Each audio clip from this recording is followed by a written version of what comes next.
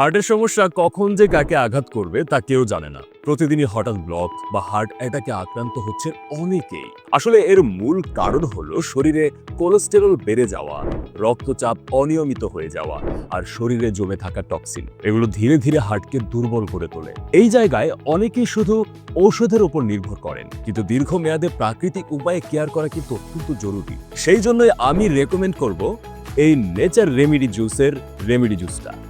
এটি একেবারেই ন্যাচারাল, কোনো ক্ষতিকর কেমিক্যালও নেই।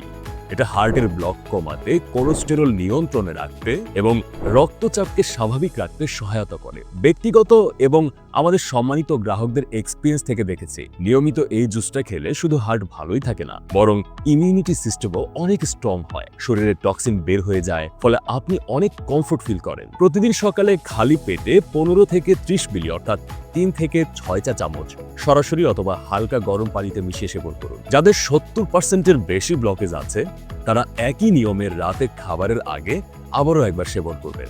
সেবনের আগে অবশ্যই বোতলটি ভালোভাবে ঝাঁকিয়ে নিন। তাই আপনি যদি সত্যিই চান হার্ট অ্যাটাক বা ব্লকের ঝুঁকি থেকে দূরে থাকতে, তাহলে নিঃসন্দেহে রেমেডি জুসটা ব্যবহার করুন। এটা কোনো ওষুধ নয়, বরং সম্পূর্ণ ন্যাচারাল সলিউশন। তাই অর্ডার করতে নেচার রেমেডি জুসের অফিসিয়াল পেজে মেসেজ করুন অথবা সরাসরি ভিজিট করুন আমাদের ওয়েবসাইটে।